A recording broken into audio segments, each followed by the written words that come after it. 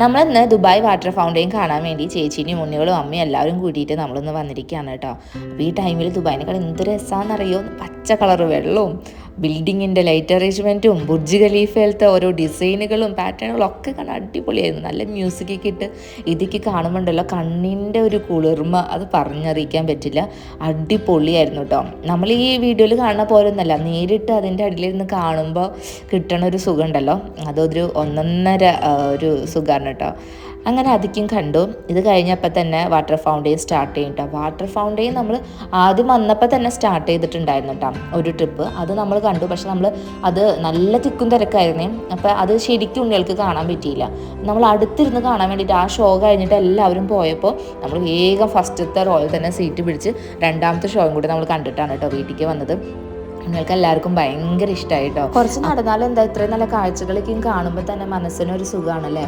അതൊക്കെയും കണ്ടതേ കുഞ്ഞാറ്റ എൻ്റെ ഒക്കെ തന്നെ ഇരിക്കുകയാണ് കേട്ടോ കാഴ്ച കാണാൻ വേണ്ടി. നമുക്ക് ഫസ്റ്റ് റോയിൽ തന്നെ സീറ്റ് കിട്ടി. ആദ്യം നമുക്ക് കിട്ടിയപ്പോൾ ഇത്തിരി രണ്ടാമത്തെ റോയിലേക്കായിരുന്നു. പക്ഷേ നല്ല തിക്കും തിരക്കായതുകൊണ്ട് ഉണ്ണിയാൾ എടുത്തിട്ടൊന്നും നമുക്ക് അങ്ങനെ ശരിക്കും കാണാൻ പറ്റില്ല. അപ്പോൾ ഇവർക്ക് ശരിക്കും കാണാൻ വേണ്ടിയിട്ടാണ് നമ്മൾ രണ്ടാമത്തെ ഇതും കൂടി വെയിറ്റ് ചെയ്തിരുന്നത് കേട്ടോ. അപ്പോൾ ഇത് 8 മണിത്തെ ഷോ ആണെന്ന് തോന്നുന്നു നമ്മൾ രണ്ടാമത് കണ്ടത്. അപ്പോൾ ഇതേ ഷോ സ്റ്റാർട്ട് ചെയ്തിട്ടുണ്ട്. അടിപൊളിയായിരുന്നു.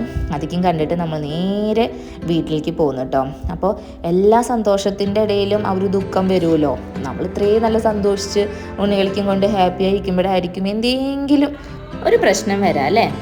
കുഞ്ഞാപ്പും കുക്കുമണിക്കും നമ്മുടെ ദുബായ് കാണാൻ വേണ്ടിയിട്ട് മേമയുടെ അടുത്തേക്ക് വന്നതാണ് കേട്ടോ ഇവിടേക്ക്. പക്ഷേ ഈ ദുബായ് മാൾ കണ്ട് നമ്മൾ വീട്ടിലെത്തി. പിന്നെ പിറ്റേ ദിവസം ഞാനും ചേട്ടനും ഡ്യൂട്ടി കഴിഞ്ഞ് വീട്ടിലെത്തിയപ്പോൾ ചേച്ചി പറയുന്നത് ഉണ്ണിയുടെ കാല്, കുഞ്ഞാപ്പൂൻ്റെ കാല് നമ്മുടെ കട്ടിലിൻ്റെ സൈഡിൽ കൊണ്ടിട്ട് ചെറുതായിട്ട് മുറിഞ്ഞുണ്ടെന്ന് പറഞ്ഞു. നോക്കിയപ്പോൾ ഇത്തിരി ആഴത്തിലുള്ള മുറിവുണ്ട് കേട്ടോ. അപ്പോൾ നമ്മൾ വേഗം തന്നെ അടുത്തുള്ള അല്ലൂർ ക്ലിനിക്കിലേക്ക് കൊണ്ടുപോയി. അപ്പോൾ ക്ലിനിക്കിൽ കൊണ്ടുപോയപ്പോൾ ഇവർ ഓൾറെഡി വിസിലാണ് വന്നിട്ടുള്ളത്.